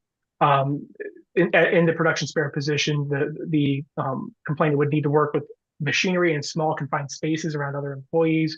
They would need to work around and account for certain issues in the production line, such as nip points and cross injuries that account for those confined spaces. They would need to work in a hot, humid, noisy environment with vibration, cement floors, and fast-moving equipment. And they would also be responsible for pushing rolls of paper, sometimes within inches. Or I'm sorry, is there an issue hearing me? Or, okay, sorry. They would need to account for issues pushing a roll of paper sometimes within inches of another roll, where the slightest misjudgment would result in the worker's hand getting caught between two rolls or resulting in pinch and crush injuries.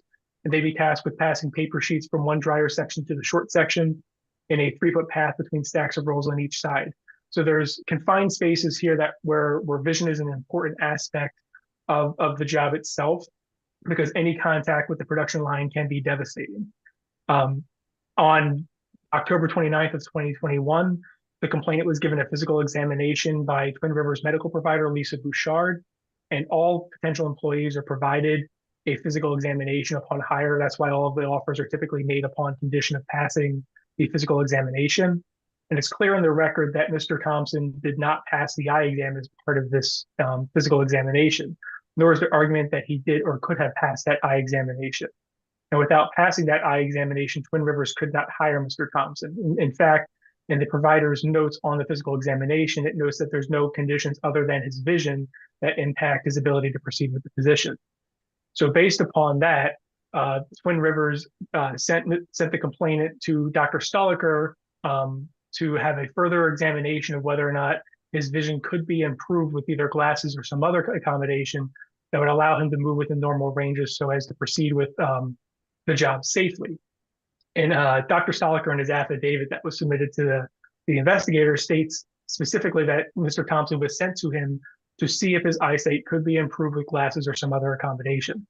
And ultimately, what Dr. Stoliker diagnosed Mr. Thompson with was serious strabismic amblyopia of the right eye with secondary mild nystagmus, mild herpesviral ocular disease, mild bilateral myopia, mild bilateral regular astigmatism.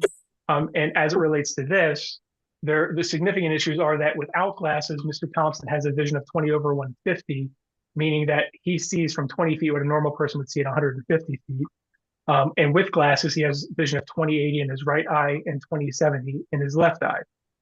And further, even with glasses, his vision is consistently unclear. He's constantly bringing things into focus.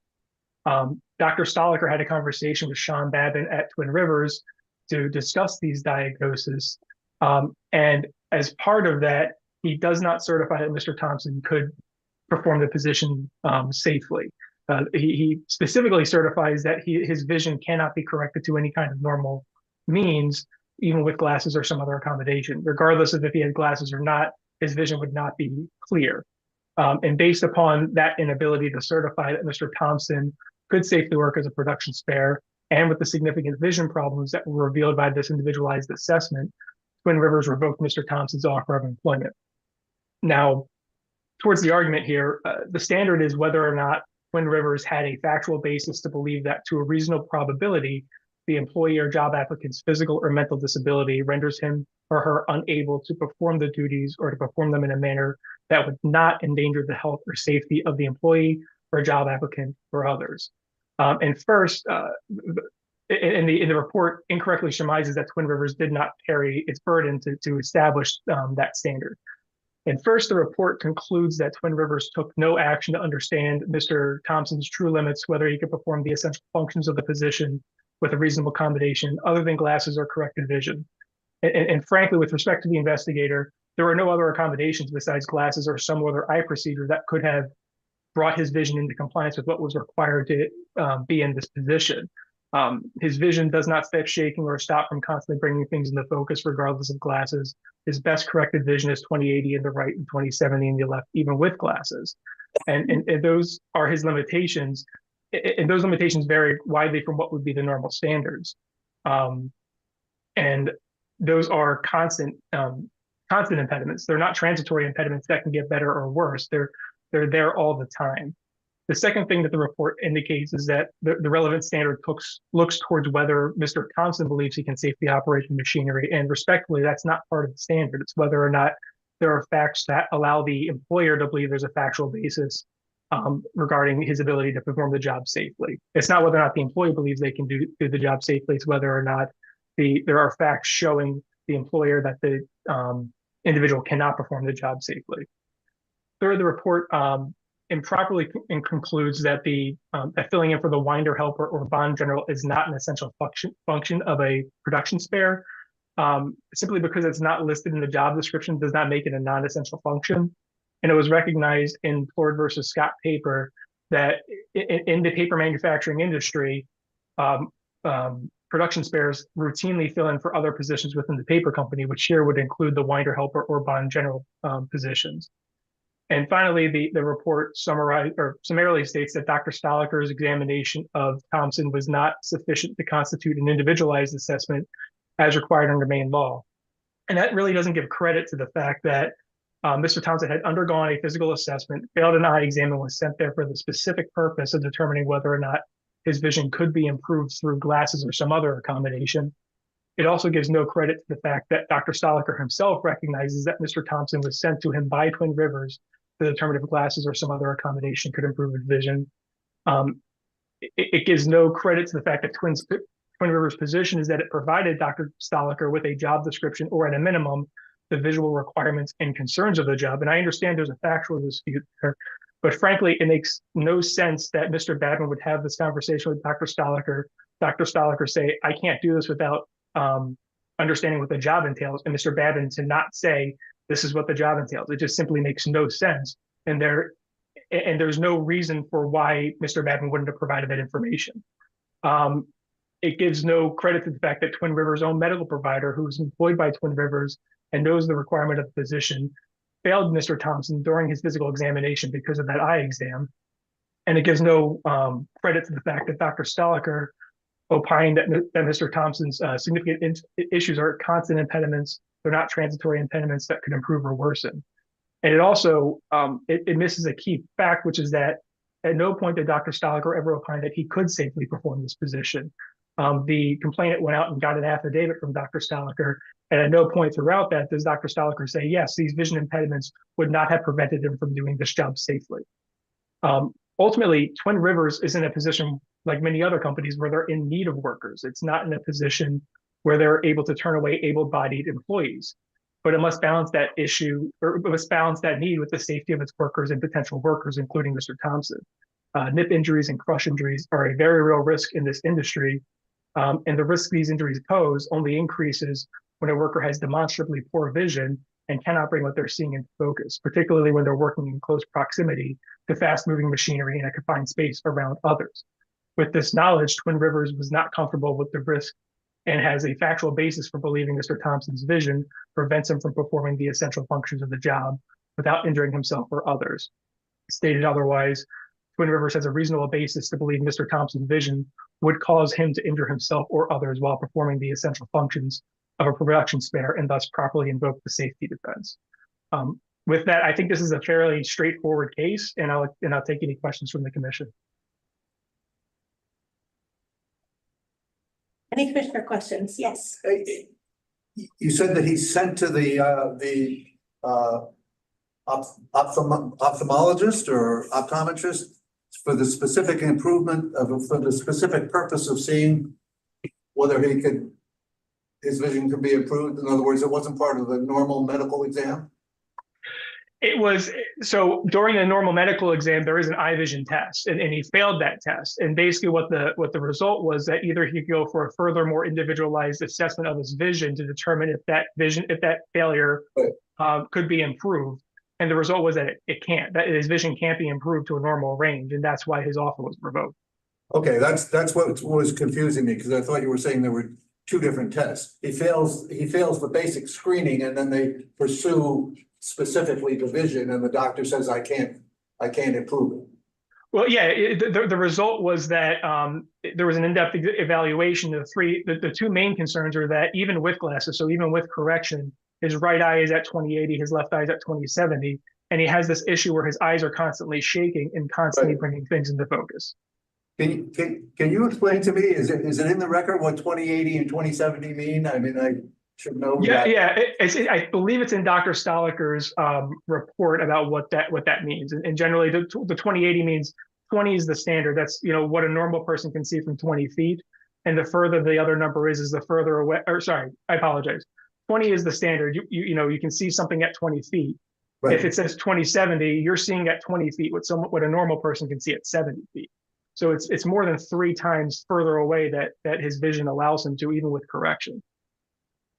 Thank you. Any additional commission questions? Seeing none, Attorney Cope, you will have 35 seconds left. Thank you. Okay, we'll now hear from the complainant's attorney. Good morning, commissioners. My name is John Gauze, and I represent Mitch Thompson in this matter. At the outset, I think it's important to focus on the legal issue that is facing the commissioners here, which is whether Twin Rivers met its burden under the safety defense. Maine Human Rights Act is clear, as it's been interpreted by controlling courts, that the burden rests with Twin Rivers. If it's going to exclude an applicant based on disability because of a safety issue, that the employer bears the burden of showing that the applicant is unsafe. The applicant does not have the burden to prove in court that he or she was safe under the Maine Human Rights Act. So here the legal issue is whether Twin Rivers carried its burden at the time. And we need to go back to the time that the decision was made and not recreate the record as it existed then. As it existed then, Mitch applied for a general laborer position. His application made clear that he had extensive experience working around heavy equipment, automotive repair, and several other jobs that would require an individual to be able to see. And in fact, Mitch can see. The standard to be legally blind is 2200 vision. Mitch's vision of 20/70 and 20/80 is well below that standard. And he is able to engage in activities of daily living as described in his application that clearly put him within the job requirements for a general laborer at Twin Rivers. There is nothing in the record about a visual acuity requirement for the general laborer position. There's nothing about vision at all for the production spare. What Twin Rivers has done is tied in 2 other job descriptions that reference seeing generally as a requirement of the job. Again, the production spare says nothing about seeing, but these other two do. They don't specify what that means, meaning they don't say that an applicant needs to have a particular visual acuity. And there was never anything shared with a medical professional or otherwise about a particular visual acuity requirement for this position. What happened was Mitch took and passed the in-house physical exam, meaning the medical examiner, after conducting a full exam, said that he had no conditions that prevented him from performing this position. It did note that he failed the titmus test, which is a particular vision test that notes problems with vision. It did not say that disqualified him from the position.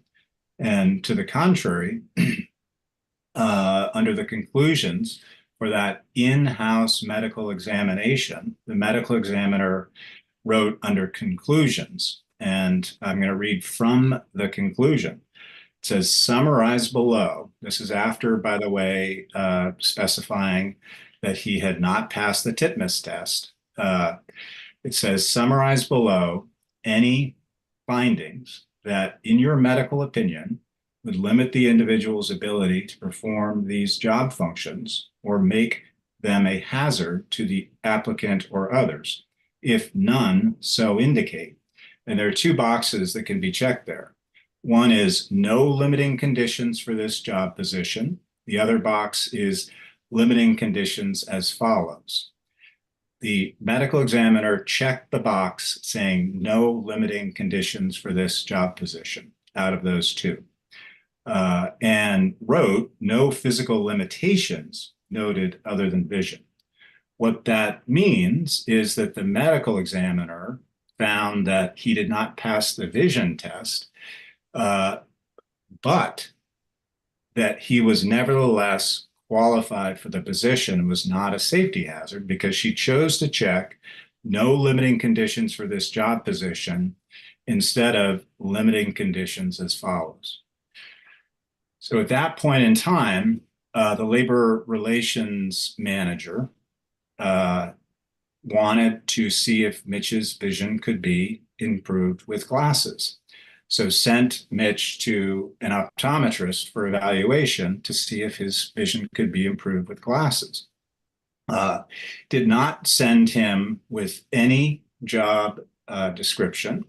He did not ask the medical examiner to conduct any tests or evaluate him in relation to this particular job.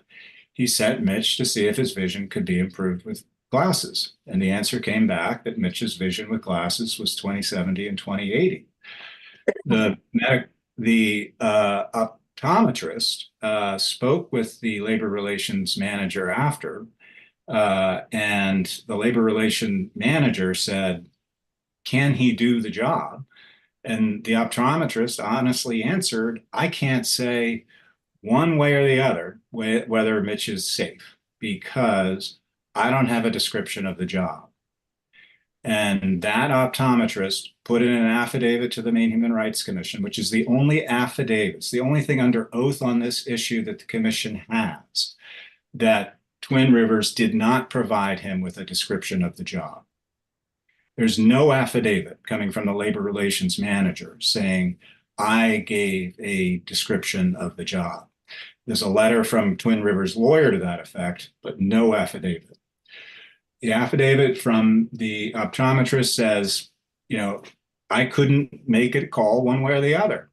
And that's what is at the heart of this case. Is it enough for an employer to rely on a medical judgment that says the person could be safe or the person could be unsafe to exclude a person with a disability? I put it to the commissioners that the case law and the standard for the safety defense is clear that that is not enough, that the employer must prove that the person is unsafe, not that it's a toss-up. The mere possibility of a person being unsafe is not enough to exclude somebody. Final note, Twin River seems to suggest that it put it on to the Maine Human Rights Commission to say, would you put Mitch in this job? That's not the issue. The issue is, did Twin Rivers do enough at the time? If Mitch is going to be put into this job, it would be up to a court to decide that. And I'm sure a court would evaluate Mitch's visual abilities. And at that point, hopefully we've got more in the way of a written description for the requirements of the job.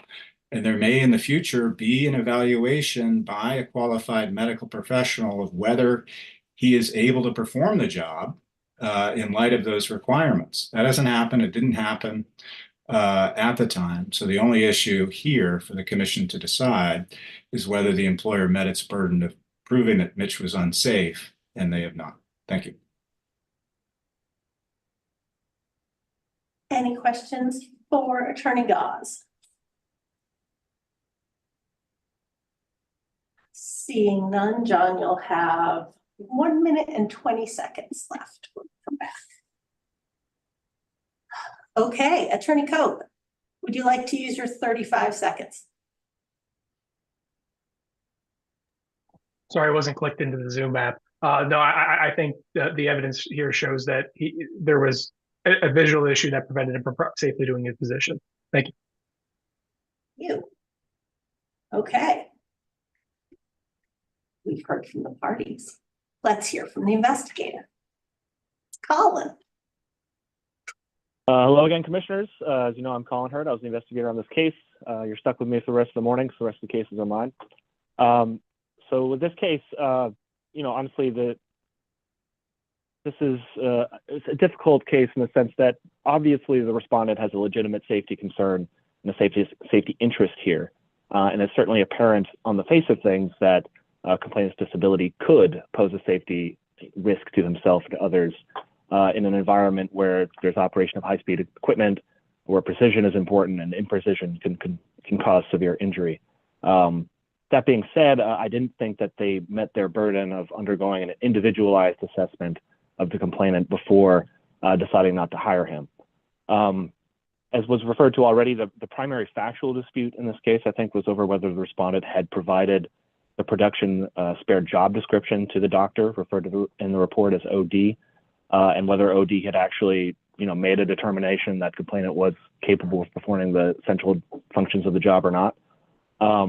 And then the other side, OD said that he described complainant's disability to the respondent, but never received a job description, so he was unable to make that determination. And the HR person for a respondent said that he did, in fact, give the job description. And as complainant's attorney pointed out, that was through his attorney, that there wasn't a sworn affidavit that was submitted to me. But nevertheless, it came down, I thought, to a credibility determination between the two. And because the doctor, OD, was disinterested in this case, he has no stake in the outcome. I found, his version of the facts to be more credible, so I adopted that. So in addition to that fact, there's evidence in the record that showed emails between parties on the respondents, or not between parties, but between employees on the respondent's side, showing that the respondent sent complaint to the doctor solely to find out if his vision could be corrected with glasses. There was nothing in the record showing that the respondent discussed any other possible accommodations or that they had any discussion at all with the complainant, which I thought was particularly convincing. And that ties into whether or not the complainant himself believed he could perform the role. The respondent didn't even know that because they didn't have a dialogue with him to discuss that. Or whether the position could be modified in some way that could both meet respondents' needs and result in them hiring complainant. So without those examples of dialogue, combined with the fact that the doctor never determined complainant was unsafe for the position, I did not believe that respondent conducted a sufficiently individualized assessment of complainant in its decision to hire him. So the safety defense failed, and that's why I came to the reasonable grounds conclusion. I'm happy to answer any questions that you have. Any questions for Colin? Yes. Colin, I don't understand what the credibility issue is. Isn't the mill saying it's unsafe based on that optometry exam? And you're saying you don't. Well, I guess the credibility issue is that, so the doctor is saying they did not give me the job description, so I could not say one way or the other whether he was safe. I can give you the details of the eye exam, but I can't say, yes, he is safe or unsafe for this position. Respondents are saying we did give him the job description. So that's, I guess that's the dispute of fact where I have to make a determination who's telling the truth here. And that's not to say that respondent was necessarily lying either. They may just misremembering what happened because they have a motive to remember it in a certain way. But the doctor is disinterested, so I found him more credible in that sense. Does that answer your question? It just leaves me more confused. So the doctor says they didn't send me a job description. How does that bear on whether or not it's safe to hire somebody with those major vision problems that the doctor flunks and says, you know, he doesn't pass the exam. So I think all right, let me think about this for a second. So the doctor is the medical expert here, right? So if he had the job description and could compare the results of the job description to the results of the eye exam that he did, he can say, yes, you know, based on this description, there's no way that, you know, this individual could be safe because of X, Y, and Z. But without that job description, all he has is the medical assessment in front of him. So he can't make an actual recommendation to the respondent in that case. All he can say is, you know, here's the results of the exam. Now the respondent who doesn't have medical expertise has to make the final determination about whether he's safe. So I don't know if that meets the individualized assessment. Well, he doesn't have medical expertise, but he has mill production expertise in terms of what the job is and what the dangers are on the floor of the paper mill. It says Sure, I can't absolutely. risk it. Right? Okay. And you say that sending him to the optometrist is not an individualized assessment of his particular condition? Again, it comes back to the issue of the job description, because if the doctor was only receiving this individual under the understanding that I'm just assessing to figure out whether his vision can be corrected with glasses and to what extent. My concern is whether or not the commission's being put in, we're being asked to second guess the minutia of the various descriptions for the various jobs. And we can't possibly do that. I agree it's not the commission's job to do that, absolutely. But I think, I mean, like I said, I think this is a close case, and when you have an individualized assessment, how individualized does it need to be? I think the reason that I came to the determination I did was that I think that it needs to be more explicit, and there needs to be a dialogue at least between the respondent and the potential employee. Any further questions for Colin?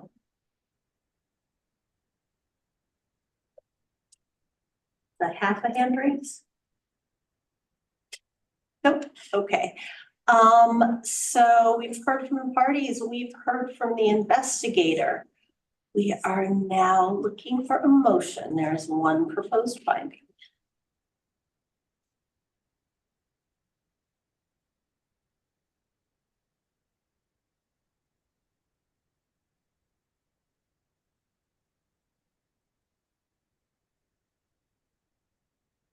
Oh, that was hard.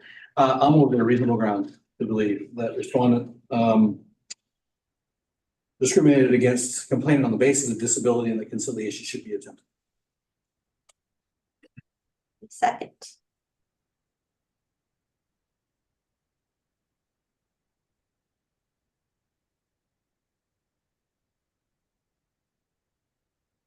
Okay, well, the motion fails for want of a second. Would someone like to make a countervailing motion? So many. I would move that there are no reasonable grounds to believe that Twin Rivers discriminated against Mitchell Thompson on the basis of disability. Second. Okay. The motion is to find no reasonable grounds to believe that respondents discriminated against complainant on the basis of disability. If you are in agreement, you will vote yes. Commissioner Ashby. Could we discuss it or? Oh, I forgot. It doesn't much matter. I can clearly see where we're headed here with this. I don't want to look like a fool, so I thought I'd at least explain my reasoning. I do believe that the burden is on the employer to prove the safety defense, and I believe the employer had an obligation to prove a nexus between the I issue and the safety of the performance of the tasks. And in order to do that analysis, the OD had to have received a description of the tasks in order to make a recommendation as to whether it was safe or not. And the description was never given to the OD. And the OD says, I wasn't asked that. And so we have an incomplete analysis. In his argument in opposition to the findings of the investigator, the counsel for the respondent said, what more could we have done? We sent him to the OD. We sent him to the doctor, then the OD, and I was moved by that until I got thinking. Unfortunately, you needed to send him back to the OD, or you needed to tell the OD after you got the ambiguous response of I was never asked what the description was, so therefore I'm not going to give you a recommendation. The next thing that had to have happened was for the respondent's representative to say to the OD, no, this is the job description. Now, can you do it safely or not? And that didn't happen. It should have happened. Mr. Gauze indicated near the end of his statements today that may well be what happens next. And I wonder if it's going to be discriminatory for them to send the complainant back to the OD tomorrow. I don't know that it would be, but that answer needs to be received by the respondent before they can hire this fellow. I never got it. It's incomplete. I agree with the pretty good investigation, Mr. Hurd. I agree with your findings. I think your analysis is spot on. Yes. Thank you, Jeff. I appreciate that. My view is, I wish I had these other two lawyers from the prior case telling me to use my common sense. My common sense tells me I don't want to be that guy's shift mate with that kind of vision and those things going at 3,000 feet per second. And I know something about the mill from having lived in Jay for many years. It seems to me an overly legalistic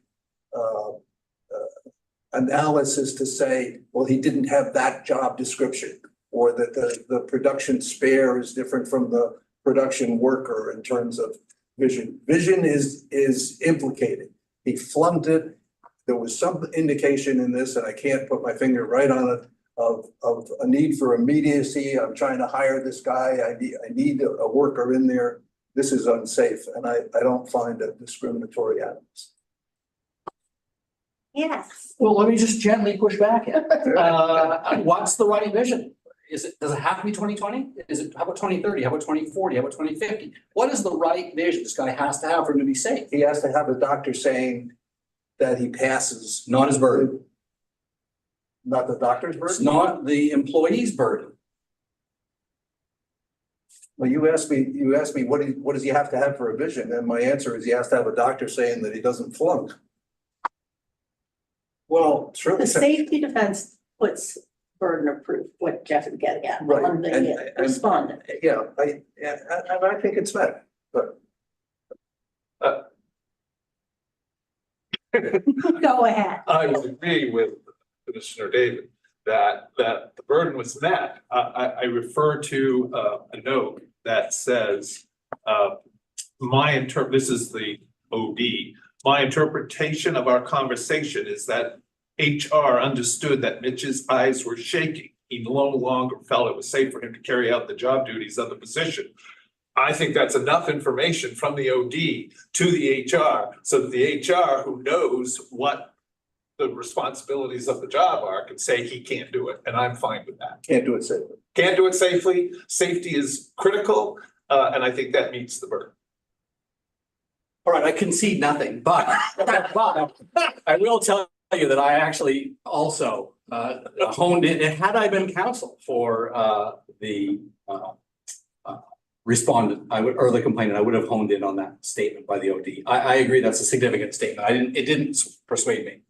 But you did get, Good job. yeah, you did see that bad fact. Close case. Any further discussion? Thank goodness, no. With the editorial comments here. You get what you get today, and my apologies. It's been moved and seconded to find no reasonable grounds to believe that respondent discriminated against complainant on the basis of disability. If you are in agreement with the no reasonable grounds finding, Commissioner Ashby. No. Commissioner David. Yes. Commissioner O'Brien. Yes. Commissioner Walker.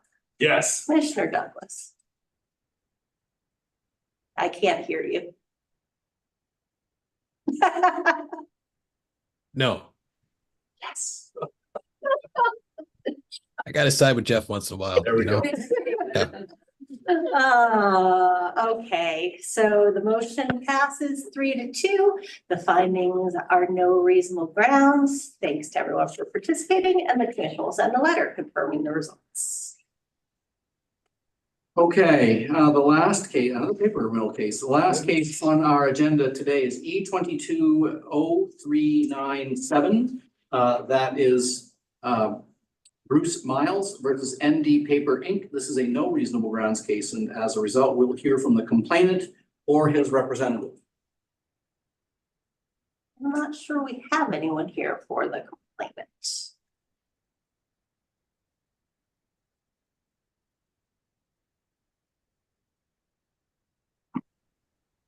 Is he perhaps outside? He may have come in person.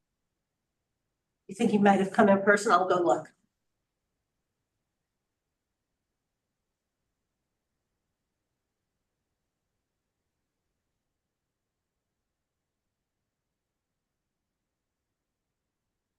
Just waited till. Well, Or if you just think.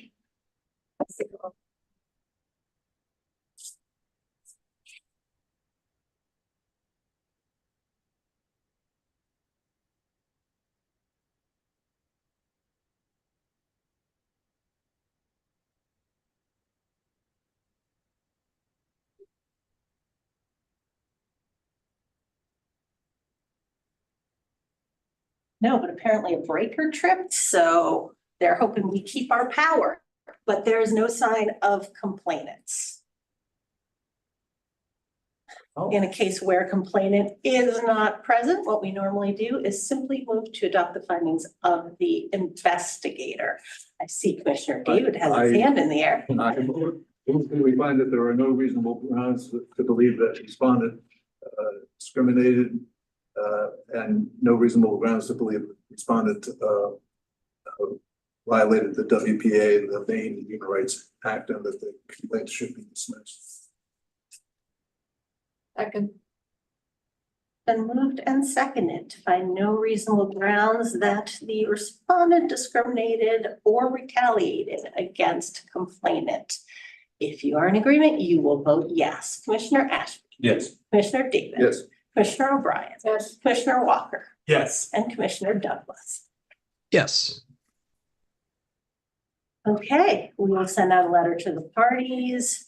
The findings are no reasonable grounds. And with that, we conclude our hearing agenda.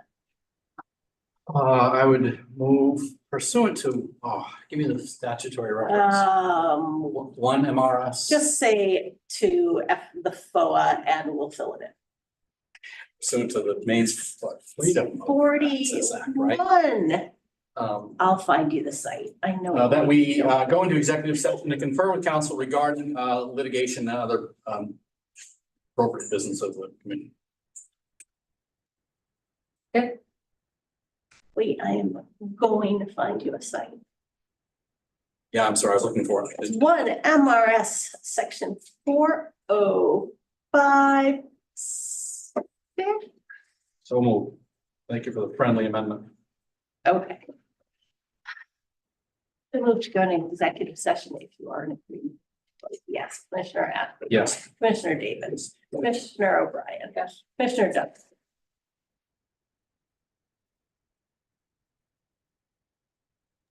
Sorry, guys. Yes.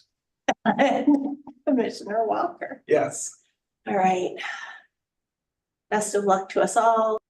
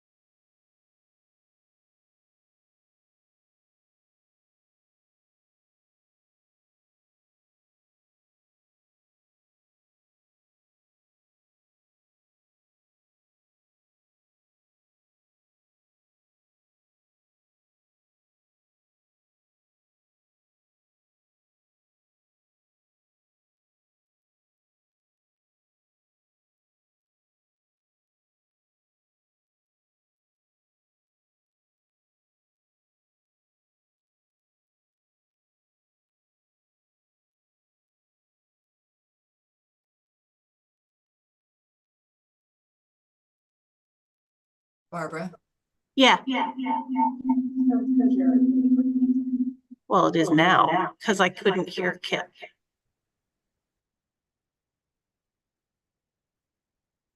I think I can do the breakout room thing from here. Do you want me to try?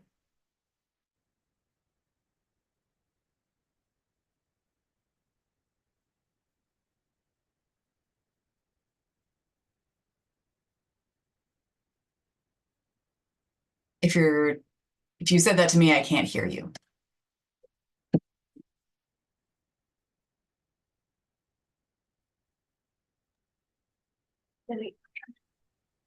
She's Sorry. a coach. She should be able to do. So, Do you want me to try doing the breakout room? yeah, it won't let us select you for some reason. Interesting. Okay, well, let me try this and see if I can join it somehow.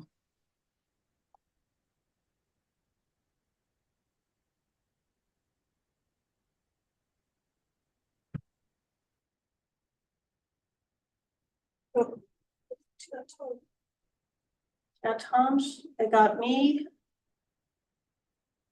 And then they got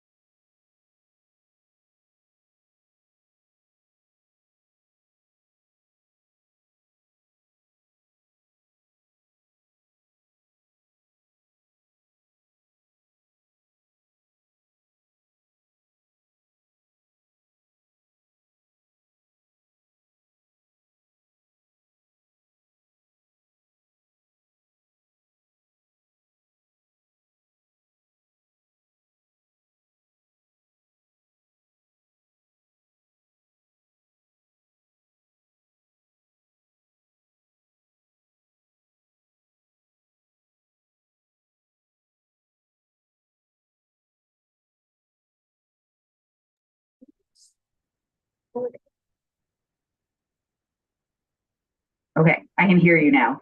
They did it. There you go. Okay. Somebody needs to adjourn us.